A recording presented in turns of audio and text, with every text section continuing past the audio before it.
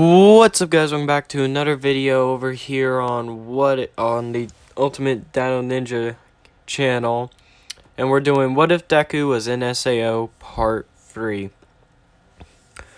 Now, I just want to state thank you all for, showing your support and stuff, and we'll get through this and we'll do good.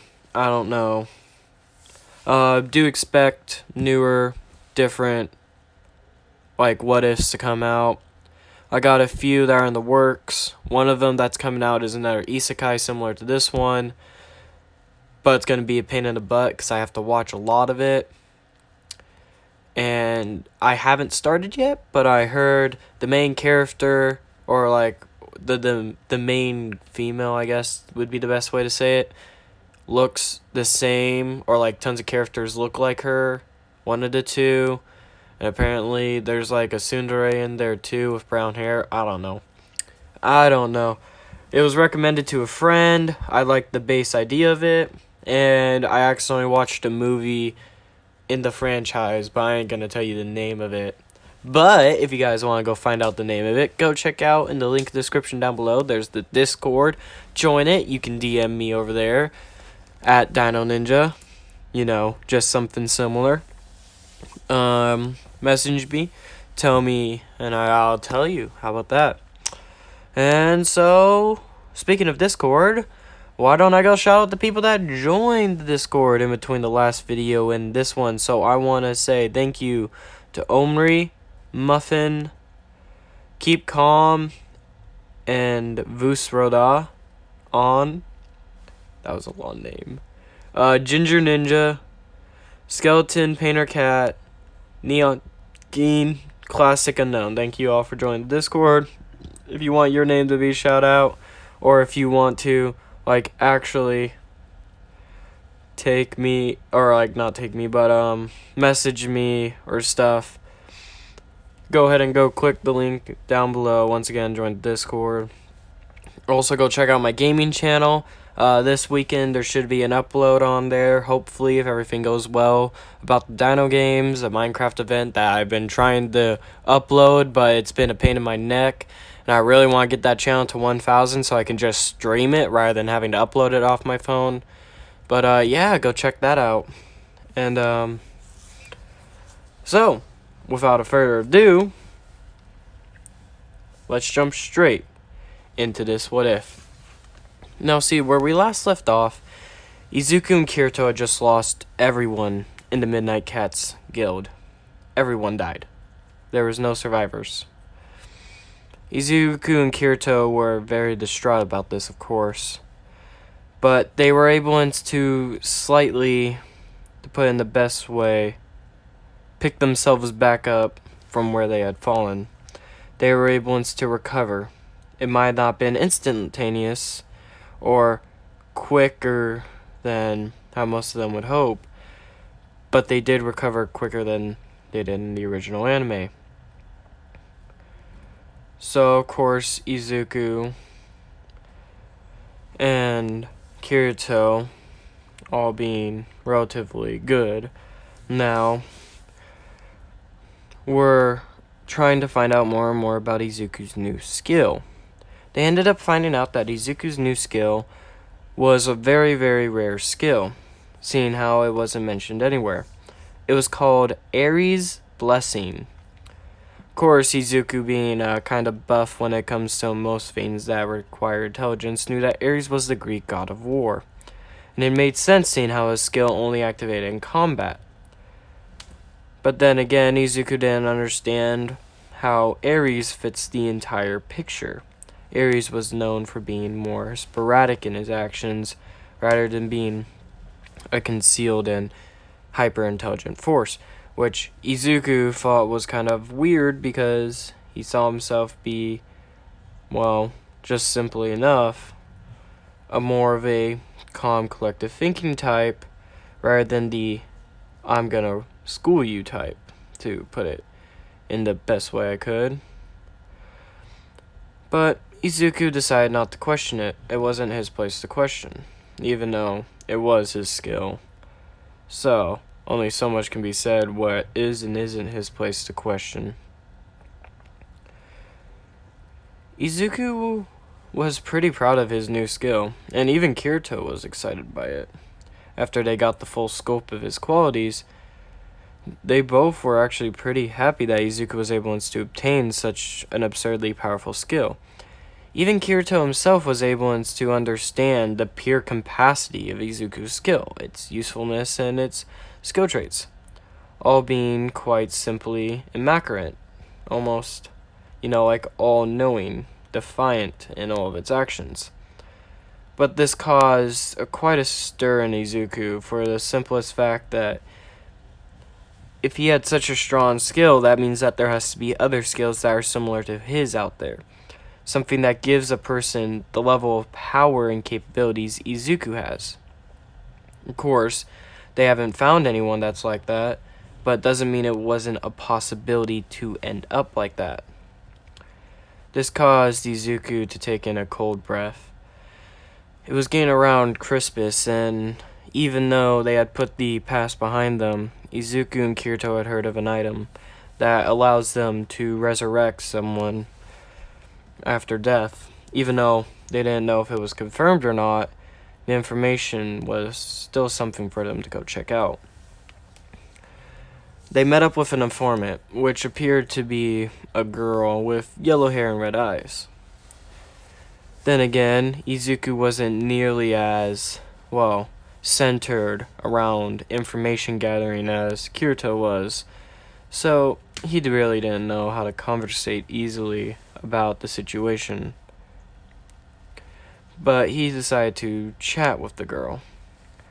Of course, they talked about multiple different things, including the item Izuku and Kirito both desired. It was a pretty simple item that was easy enough in the base. It could be used in multiple different ways.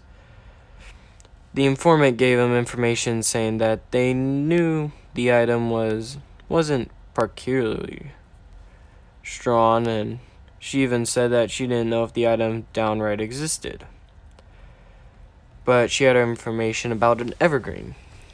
Izuku and Kirito, both knowing just traditional Christmas ideas, thought that a Christmas event would probably be held under a Christmas tree, so they had already scouted it out prior. And they had found something peculiar. They found a Christmas tree, non-surprisingly, and this Christmas tree, very simply, was pretty impressive. It was a giant evergreen tree. Then again, at base, it's not really Christmas, it was evergreen. Izuku and Kirito both referred to it as such, as a Christmas tree, not an evergreen tree. Even though they knew Akihime Kaibara wouldn't really soup up a tree to have such impressive things, they also knew the man was quite annoying when it comes to some things. So they didn't think it was out of range of expectations to believe that that was the case of what was going on. Then again, just as that was the case, they also knew that most of the things that was happening within this area most likely seemed off. And with that being said, Izuku and Kirito walked forward. They ending up in a weird location. Weird not in the sense that it was physically different than anywhere else that they had been, but weird in the sense that it felt different. It felt like a chill was running down their spine. Of course, Izuku was the first to be alerted to anything. Anytime he senses anything that classifies as danger or battle, he automatically gets alerted to it. He was able to sense that there was a situation going on, or that he was in not immediate danger, but danger nonetheless. So Izuku quickly looked around and saw a small dot seeming to start falling from the sky. Izuku instantaneously knew that that dot wasn't actually a dot, but much more akin to being a creature of sorts. This caused Izuku to nearly freak out, seeing how him and Kirito both knew, or at least Izuku knew, this creature was scary strong. Stronger than most other creatures that Kirito and Izuku would be able to actively fight solo. Of course, with additional information gathering that Izuku has gotten, and with the amount of grinding Izuku Kirito had done, there was a better chance. But Izuku doesn't like to risk it on chance.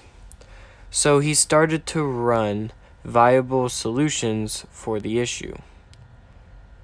He couldn't really find one though, which caused a stir inside Izuku, not being able to find one.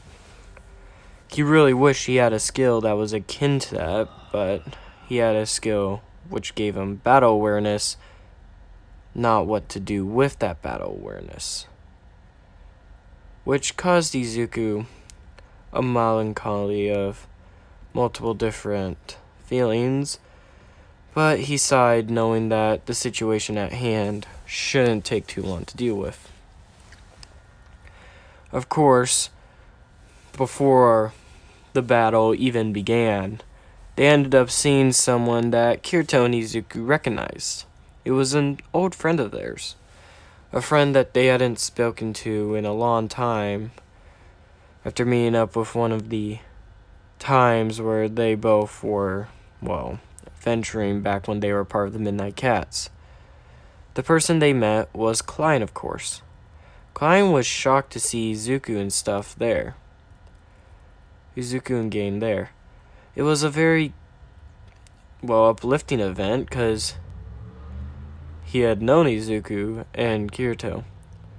But sadly, this wasn't in time for joyous celebration, as Klein then saw that neither of them were part of a guild anymore. Or, they were still a part of a guild. They still went by Midnight Cats, of course. But the guild itself seemed to be rather empty. Klein could put 2 to 2 together, seeing only 2 people in a guild going after singular item. He wasn't smart, but he wasn't necessarily stupid enough not to realize what happened. Klein sighed as he looked towards Izuku and Kirito, as they both looked back at Klein.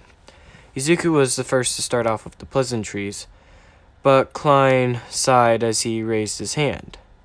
This caused Izuku to be quite confused, before Klein simply stated, "I know what you're about to say.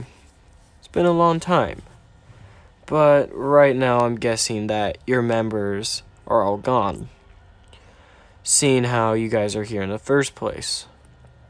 I'll take it to it that you guys can talk to me later and discuss what has been going on.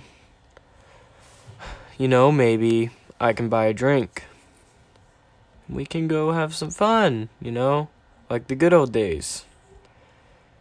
Izuku thanked Klein with rather than saying anything more of his wave by his hand, he thanked Klein, which Klein took as the general vein of it being Izuku. Even though he knew Izuku very well to be more talkative, he wasn't really talkative when it was a new situation with newer people. He tended to take the back seat for the first couple of minutes. With everyone else in his group behind him, Klein knew that was an issue. Of course, their conversation was interrupted before Izuku and Kirito could move forward by a group of people in armor. Sadly, though, Izuku and Kirito didn't care enough to let the man speak, much less do anything else, as Izuku asked Klein to, let's just say, deal with the man to put in a broad enough spectrum. Klein sighed, saying that he owed him one and that they should go out for drinks sometime. Izuku agreed as he quickly dashed away with Kirito. They entered the next area. Over the past couple of months, Kirito also seemed to unlock an ability that was rather strange. It seemed that Kirito and Izuku both unlocked a unique ability that neither one of them had before. Of course, Izuku's was his ability to, well, downright be able to gain informational awareness that surpassed almost anyone, while Kirito's gave him the ability of overwhelming strength. Now, even though Izuku was generally pretty juxtaposed to some fiends, he couldn't help but marvel at Kirito's dual-wielding sword skill. It was very impressive. Downright masterful, he would say. But then again, Izuku knew that this was his old friend. A man that him and Izuku both were pretty happy knowing each other. So he trusted that his friend's abilities were impressive, to say the least. Izuku and Kirito both quickly dashed at the monster, slicing it and cutting it multiple different ways. It was a very quick and easy fight, but when it was over and Izuku got the item, he read it before looking at Kirito with a solemn look. Kirito knew what Izuku was going to say, so rather than actually asking Izuku what the item said, Izuku just walked out, with Kirito walking behind him, both having solemn expressions. This caused Klein to be confused, because he had assumed that the item would be able to fix whatever issues his friends were having. Of course, this did not seem to be the case. The item actually seemed to be, well, the exact opposite. Unhelpful to a situational point. So, with Klein's further understanding, him and his rest of his allies took the item. They had mostly gotten rid of everyone else that was located there, so there wasn't much of an issue for them to do anything more. Klein said, "There's always room for you guys over at our guild. You know, we might be a bunch of doofuses, but at least we know how to have a fun time." Which Izuku and Kirito both thanked Klein for the offer before continuing to walk on. Funny enough, though, when Izuku and Kirito made it back to their hotel room, it had struck midnight. And Kirito got this weird message crystal.